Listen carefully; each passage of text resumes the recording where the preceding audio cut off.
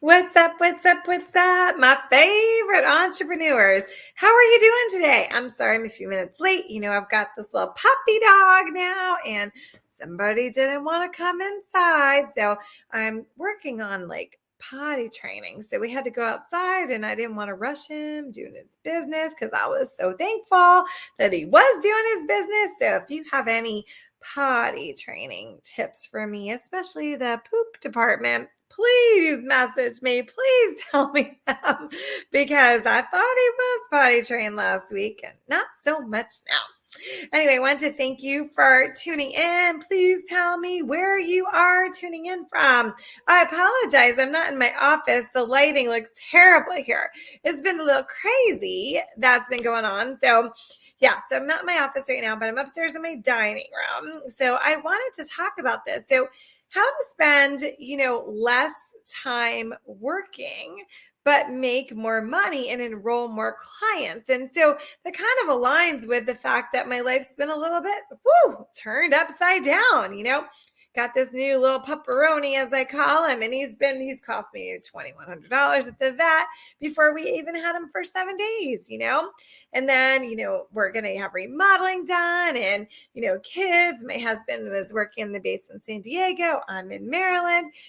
Life is busy. But the one thing about it is my business never stopped running. So let me ask you that. If you had all this crazy going on, right? Would your business still run like a machine? Would you still have people being attracted to you? Would they be pre-qualified? Weed out the people who are not interested. Would they be putting themselves on your calendar? What would be happening if you had to take a break from your business? So, guys, I've been virtual 9 years before it was the cool thing to do because I was caring for my mom, right? And I had a little kid. And I had to figure out how to make my business run efficiently and effectively when I couldn't be doing all these things. So ask yourself, what would happen? What would happen to your business? So let's talk about working smarter, not harder, spending less time working. So let's just be real for a minute, okay?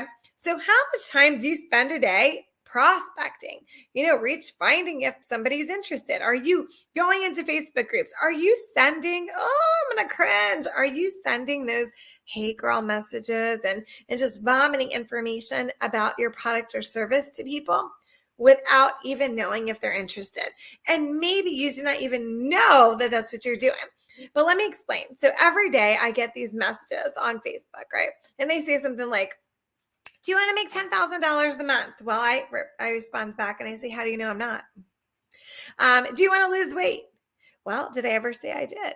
Right. So people have to be very careful about like the information that they're sharing. And when you're reaching out to people and you're saying things like, I can show you how to do this. I can do this. Or buy this, buy this, buy this.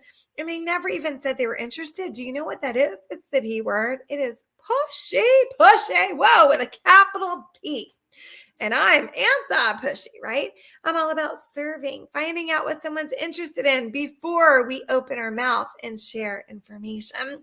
So if you're spending all this time messaging, reaching out to people, showing up online and doing lives and doing all this stuff, and you're not converting a high percentage to your clients, you have what I call a pothole.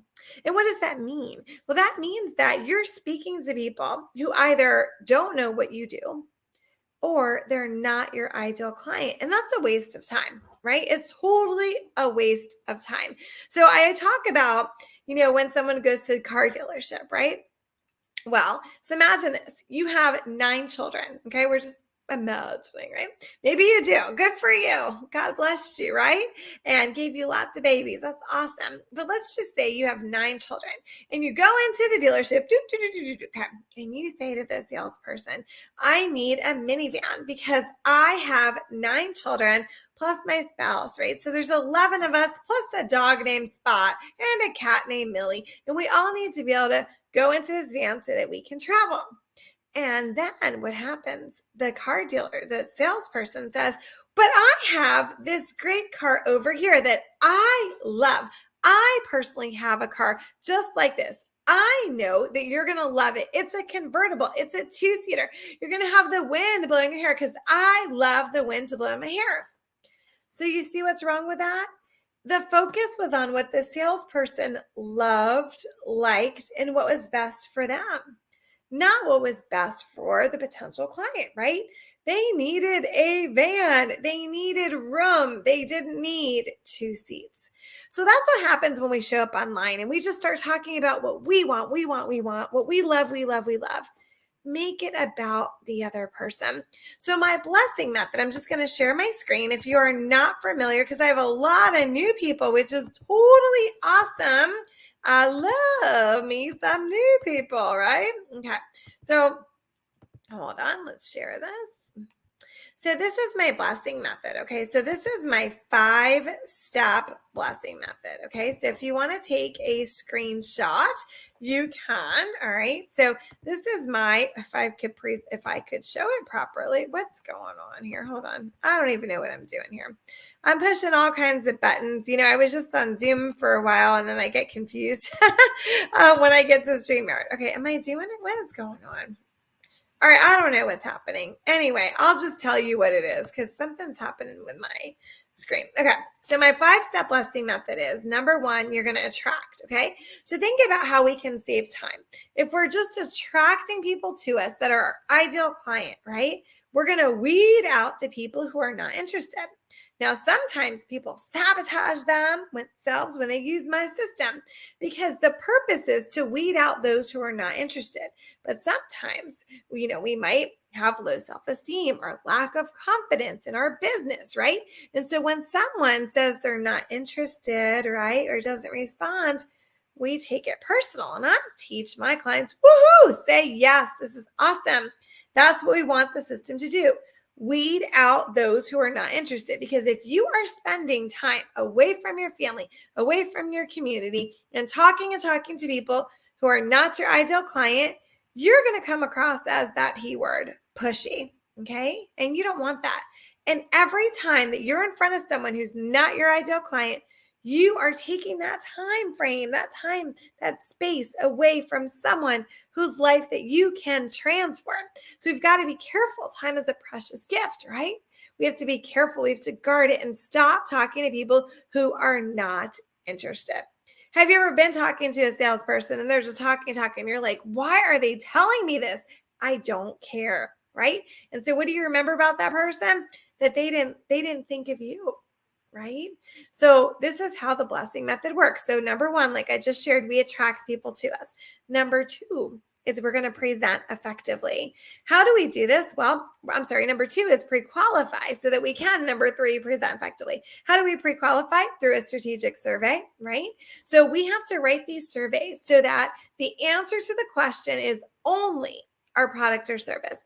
A lot of times people will come to me and they'll say, well, Erica, I've been using a survey. It didn't really work. And I say, oh, was it a blessing method survey? And they tell me, no, I just created a survey in Google form. And I'm like, okay, people, can hire me to review their surveys and their sales process. So I look at it and I say, well, why are you asking this question? And they'll say, I don't know. Somebody told me I should ask that. And I say, okay.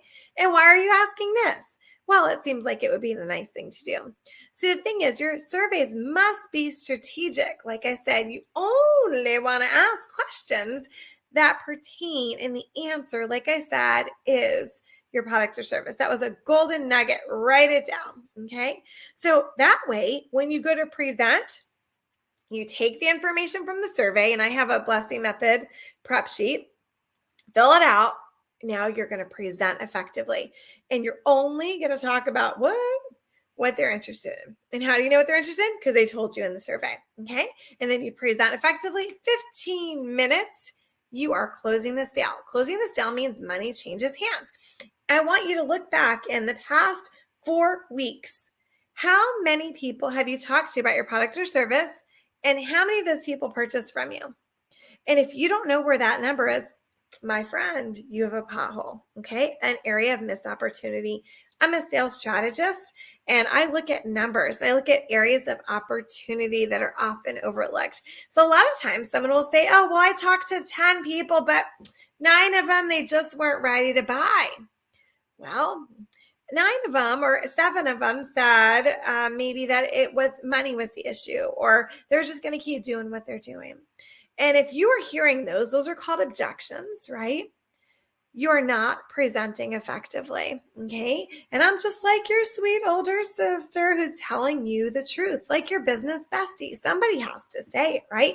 Because the more time, like I said, that you spend presenting to people who are not interested or give you these objections, you're wasting time. Okay. So listen to this. If somebody fills out your survey and you have strategic questions, so if you have a blessing method survey, they fill out your survey, they answer those questions, and you present effectively, there should be no objection at the end. They should not be saying it's not a good time. I think about it. I'm going to keep doing what I'm doing. Okay, so a very high percentage of people are going to be purchasing right then and there. Okay, so let's see. Do you have any potholes that I've talked about? Okay. So we presented. Do you know what you're going to get now? You're going to get referrals. Okay. So you're going to take that one person and add 5 more. So every person you talk to is worth 6 people. Then you talk to each one of those referrals, and then you get what?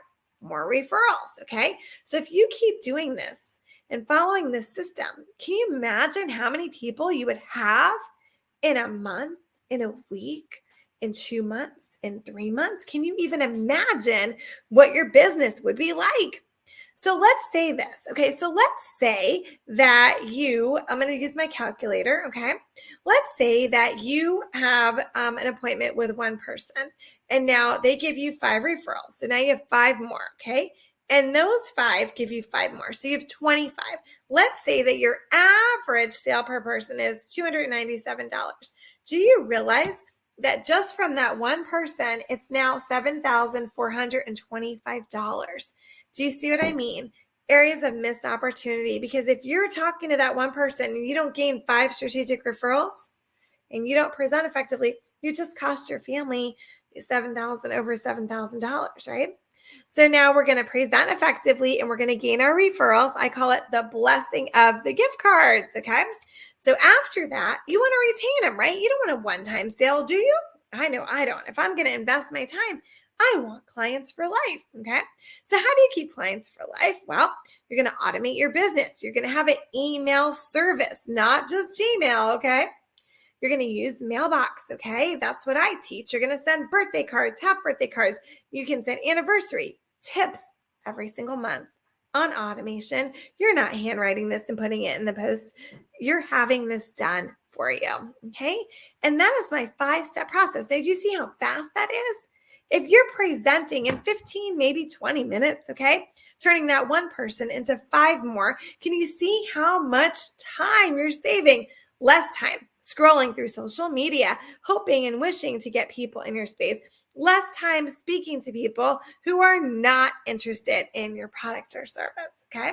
So that's my blessing method. If you would like a breakdown of this, okay, I'd love to give you my 5 tips for non-pushy sales. Okay. So you're going to go to ericaveonline.com/5 tips. And I know I have it over here, so I can put it in the chat. You know what? I'm going to just put it above here because I thought I wrote it on here, but I didn't write it on here. Okay. So I would love to send you that. And the other thing is, because you're in my space, did you know that you get a 15-minute chit chat with me? And what do? I give you tips. I give you sales strategy for your business. And remember, if you are hearing this S word, sales, and you're like, oh, I'm not a salesperson, I don't sell anything, I'm just a coach or I'm a rep or whatever, I want to tell you something. Selling is not a bad thing. Think of your water bottle, okay? Someone had to sell this plastic bottle. Someone had to design the logo, sell that. Someone had to do the paper, right? Someone had to get this into your local grocery store, right? Think of that, and the marketing and the advertising. That was all selling. And we get to enjoy some nice spring water, right? Selling is what makes this world go round. It is a beautiful thing. Every piece of clothing that you have on, your purse, your car, your backpack, if you have that, your laptop, your cell phone.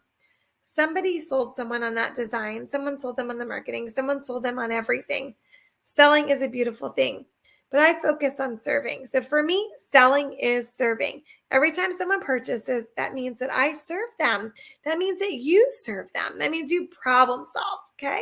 So I'd love for you to get my tips, my 5 tips for non-pushy selling if you're interested, and I'll send it right over to you. I'm going to put that above. Okay. And let's get together. Let me give you some tips on your business and let's get to know each other. All right. Have a great day. Share this out. If you have an entrepreneur in your life, please share it out. We're stronger together. Bye for now. Mwah.